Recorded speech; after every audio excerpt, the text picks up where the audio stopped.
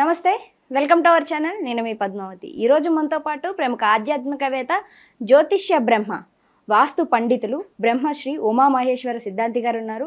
మరి ఆయనతో మాట్లాడి ఏప్రిల్ నెల రాశి ఫలితాలు ఏ విధంగా ఉన్నాయనేది తెలుసుకునే ప్రయత్నం చేద్దాం. మరి మీరు కూడా వీడియోని ఎక్కడా కూడా స్కిప్ చేయకుండా పూర్తిగా చూసేయండి. నమస్కారం గురుగారు. ఆయుష్మాన్ భవ. గురుగారు, కుంభరాశి వారికి ఈ ఏప్రిల్ నెలలో ఎటువంటి ఫలితాలు కనిపిస్తున్నాయి, దాంతో పాటుగా వీరు ఎటువంటి పరిహారాలు చేసుకోవాలంటారు శుభ ఫలితాల కోసం? ఈ కుంభరాశి వారికి ఆధిపత్యాన్ని వహించింది కూడా శని భగవానుడే. కానీ శని ఎక్కడున్నాడు? గురుస్థానమైన మీనరాశిలో శత్రువులతోటి మిత్రులతోటి కలిగి ఉన్నాడు. మీనరాశి ఈ యొక్క శని భగవానుడికి సమతత్వ రాశి. గురువు సముడు, శత్రువు కాదు, సముడు అంటే ఎంత చక్కని ఫలితాన్ని ఇవ్వాలని ఇవ్వడు. కుంభము అంటే అర్థం ఏంటి? నిండు కుండ, కలశం, నిండు కుండ. ఈ కుంభరాశి వారికి ఏలినాటి శని ప్రభావం కలిగి ఉన్నారు. ఇప్పుడు కూడా ఏలినాటి శని ప్రభావం, నిండు కుండ. కానీ నిండు కుండల్లా పోయేమైంది? అరకొండ అయ్యింది. సగం వరకు నీళ్ళు ఉన్నాయి. సగం నీళ్ళు ఉన్న కుండని నెత్తిని పెట్టి నడిస్తే ఏమవుతుంది? తొణికిపోతుంది, ఒలిగిపోతాయి నీళ్ళు. ఒలిగిపోతే ఎక్కడ పడుతున్నాయి? నేల మీద పడదు, ముందు తన మీదే పడతాయి. తాను తడిచిపోతాడు. తడిచిపోతే జరిగే పరిణామం ఏంటి? ఏదైనా జరగచ్చు. జారిపడచ్చు, ఇబ్బందికరమైన స్థితిగా అనుభవించవచ్చు, చూసేవాడికి అభ్యంతరకరమైన పరిస్థితి కలగచ్చు. ఇటువంటి స్థితిగతులన్నీ కూడా కుంభరాశి వారికి ఉన్నాయి. ఈ కుంభరాశిలో జన్మించిన వారు ఎవరైతే ఉన్నారో ఈ ఏప్రిల్లో ఎదుటివారి యొక్క మనోగతాభిప్రాయాన్ని సంపూర్ణంగా తెలుసుకోకుండానే దుందుడుగుగా మాట్లాడి ఎదటివారు చెప్పేది పూర్తిగా వినకుండా తాను ఇష్టం వచ్చిన విధంగానే ప్రవర్తిస్తారు. ఇలా ప్రవర్తించినందువల్ల అనేక రకమైన ఇబ్బందులు అవుతాయి. సుమతీ శతకంలో ఒక పద్యం ఉంది: వినదగునెవ్వరు చెప్పిన విననంతనే వేగపడకు వివరింపంగన్ గనికెల్ల నిజము తెలిసిన మనుజుడిపో నీతిపరుడు మహిళ సుమతి. వినవయ్య, నువ్వు ముందు విను. వినకుండానే నీ యొక్క నిర్ణయాలు నువ్వు చెప్పేసుకుని నీ యొక్క విధానాలు నువ్వు ఆచరించేస్తే, అది బెడిసి కొడితే నువ్వు జారి కింద పడతావు. అందుకనే తుణుకీసలాడుతున్న కుండతో ఉన్నావు కాబట్టి నువ్వు దారి కింద పడుతున్నావు. జాగ్రత్తగా వినమన్నాడు. విన్న తర్వాత అర్థం చేసుకుంటే దాని అర్థం పరమార్థం, అర్థం పరమార్థం రెండు కూడా నీకు తెలుస్తాయి. ఇంకోటి చెప్పక్కర్లేదు, గురువుగారు వచ్చి చెప్పక్కర్లేదు, నీకు నువ్వుగా ఆలోచిస్తావు. అటువంటి ఎప్పుడైతే నువ్వు తెలుసున్నావో గనికెళ్ళ నిజము తెలిసింది మనుజుడిపో నీతిపరుడు, మంచి నీతిపరుడు నువ్వే అవుతావు. మరి ఏది నువ్వు వింటలేదు, చెప్పిన దానికి ప్రార్థన చేస్తున్నావు. ఇటువంటి స్థితిగతులతో ఉంటే ఉద్యోగ రంగంలో ఉన్న వారికి చాలా ఇబ్బందికరమైన స్థితిని పొందుతున్నారు. ఉద్యోగంలోని మార్పులు చెందడానికి అవకాశం ఉంది ఈ నెలలో. ఈ కుంభరాశిలో ఉన్న ఉద్యోగ రంగంలో ఉన్న వారికి మార్పులు చెందవలసిన స్థితిగతులు పొందుతున్నారు. అంటే ఉద్యోగం మారాలి, లేదా ఇంకో ఉద్యోగం రావాలి, ఉన్న ఉద్యోగం పోవడం, ఇటువంటి ఇబ్బందికరమైన స్థితిగతులు కుంభరాశి వారికి సంప్రాప్తమవుతున్నాయి. అలాగే వ్యాపార రంగంలో ఉన్నవారు ఏం చేస్తున్నారు? కొత్త వ్యాపారం గురించి ఆలోచన చేస్తున్నారు. ఎందుకు చేస్తున్నారు కొత్త వ్యాపారం? మరి వ్యాపారం చేస్తున్నావు కదా, నీ వ్యాపారం చేస్తున్నప్పుడు బాగున్నప్పుడు ఇంకెందుకు ఇంకో వ్యాపారం చేయాలండి? అంటే ఈ వ్యాపారం చేస్తున్న వ్యాపారం బాగోలేదు, అది నువ్వు చెప్పుకోవట్లేదు, బయటికి చెప్పుకోవట్లేదు. వ్యాపారం బాగోలేదంటే కుదరదు. వ్యాపారం బాగోలేదంటే వ్యాపారస్తుడికి కొన్ని అప్పులు ఉంటాయి. అప్పులు వ్యాపారం బాగోలేదే అనగా అప్పులోడు ఏమంటాడు? ఓహో, ఈ వ్యాపారం బాగోలేదట్రా, ముందు అర్జెంటుగా ఈ దగ్గర ఉన్న అప్పుని రికవరీ చేసుకోవాలి, ఆడే చెప్తున్నాడు బాగోలేదని అని అన్నాడు అంటే ఒత్తిడి ఎక్కువైపోతుంది. కాబట్టి ఇటు వ్యాపారం బాగోలేదని అంటావు. కొత్త వ్యాపారం గురించి ప్రయత్నం చేస్తాడు గుంభనంగా. కొత్త వ్యాపారం ప్రారంభం చేస్తే ఎవరైనా లాభిస్తున్నాడా? లేదు. ఈ యొక్క నెలలో నూతన వ్యాపారాన్ని ప్రారంభించినా కూడా యోగదాయకమైన స్థితి కలగదు. ఏలినాటి శని ప్రభావము అలాగే ఉంటుంది. ఈ యొక్క కుంభరాశి వారికి ఏలినాటి శని ప్రభావం ఉంది. ఇంకా చాలా రోజులు ఉన్నది.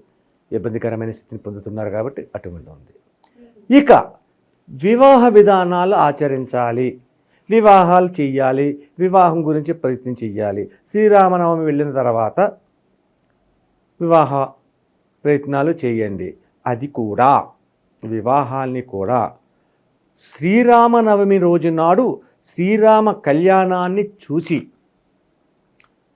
చూసే తర్వాత తలంబ్రాల బియ్యం అని చెప్పి ఇస్తారు. ఆ తలంబ్రాల బియ్యంలో భద్రాచలంలోని ముత్యాలు తలంబ్రాలుగా పోస్తారు. ఆ ముత్యాలు మనకు దొరకలేదు, మనం వెళ్ళి తెచ్చుకోలేం, మనం ఎవరు. కానీ ఏదో రకంగా ఎవరినో ఒకరిని ఆశ్రయించి అక్కడి నుంచి 2-3 ముత్యములు తీసుకొచ్చి తలంబ్రాలు బియ్యంతో పాటు అయోధ్యలో ఉన్న రామ పట్టాభిషేకం జరిగే కళ్యాణం చేస్తారు. అక్కడి నుంచి కానీ లేకపోతే భద్రాచలంలో కానీ ఒంటిమిట్ట రామాలయంలో ఉన్న శ్రీరామచంద్రమూర్తి ఆలయం దగ్గర నుంచి కానీ ఈ ముత్యాలని బియ్యంని కొంచెం తీసుకొచ్చి వారిని ఒక పీట మీద, ఈ వివాహం కాని వారిని పీట మీద కూర్చోబెట్టాలి. ఆ పీట వేసిన తర్వాత ఆ పీట మీద ఒక వస్త్రం, తెల్లటి వస్త్రాన్ని కప్పి దాని మీద కూర్చోబెట్టి శ్రీరామచంద్రుని యొక్క నామములు జపిస్తూ ఈ యొక్క పెద్దలు ఎవరైతే ఉన్నారో తల్లిదండ్రులు లేకపోతే బామ్మ తాతలు ఇటువంటి ముదుసలి వారు ఇటువంటి వారు వచ్చి వారు కూడా ముత్తైదువులై ఉండాలి. అంతేగాని ముత్తైదువు కాకుండా ఉన్న గంగా భగీరథి సమానురాలైనటువంటి వారిని కాదు, వాళ్ళ చేత దీవించిన చేసి ఆ అక్షతలు ముత్యములు ఆమె శిరస్సును ఉంచి కళ్యాణమస్తు శీఘ్రమేవ కళ్యాణ ప్రాప్తిరస్తు అనే భావనతో చేస్తే ఈ యొక్క దోషము తొలగి రామచంద్రుని యొక్క అనుగ్రహ కటాక్షముల వలన వివాహాలు త్వరితగమనాన్ని జరుగుతాయి. ఇటువంటి విధంగా ఉంది. కాబట్టి కుంభరాశి వారు ప్రతి విషయమందు కూడా ఆచితూచి మాట్లాడండి, ప్రతి వారితో కూడా నమ్రతగా ఉండండి, ప్రతి విషయాన్ని కూడా ఆలోచించి మాట్లాడండి, తొందరపాటుతనాన్ని విడనాడండి. అన్ని రకములైన శుభ సంతోషాలు పొందడానికి అవకాశం ఉంటుంది. సరే, ఈ కుంభరాశి వారు ఈ యొక్క వారంలోని ఈ యొక్క నెలలోని ఏ విధమైనటువంటి పూజాధికాలు చేసుకుంటే శుభదాయకమైన ఫలితములు కలిగి కోపతాపములు నశించి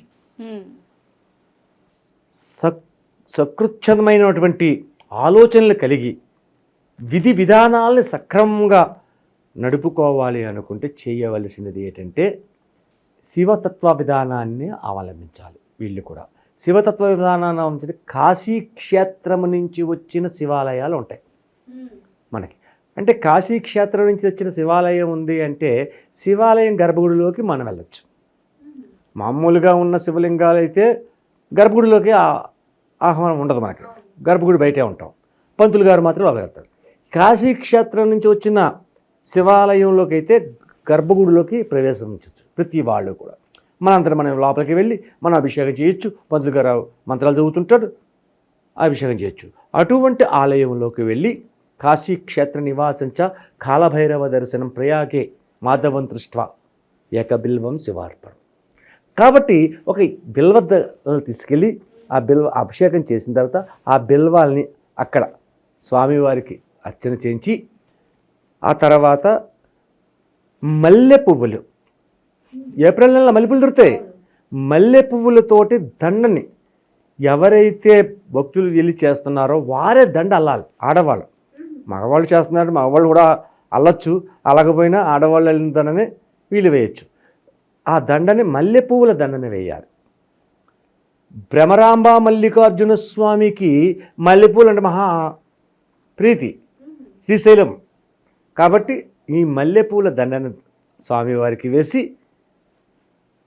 శివ అష్టోత్తర నామాలు చదివి శివ దండకాన్ని చదివి ఏదొస్తే అది చదివి ప్రార్థన చేస్తే ఎటువంటి కష్టములు కలిగి ఉన్నను, ఎటువంటి దోషములు కలిగి ఉన్నను తొలగి సుఖ సంతోషాలతో ఈ యొక్క ఏప్రిల్ నెలలో కుంభరాశి వారు మంచి ఫలితాన్ని పొందగలుగుతారు. గురుగారు చాలా చక్కగా వివరించారు. అయితే కుంభరాశి వారికి ఎటువంటి ఫలితాలు ఉంటున్నాయో పాటుగా చాలా సింపుల్ రెమెడీ ప్రతి ఒక్కరూ చేసుకునే విధంగా అయితే చాలా చక్కగా వివరించారు. ధన్యవాదాలు గురువుగారు. ఆయుష్మాన్ భవ.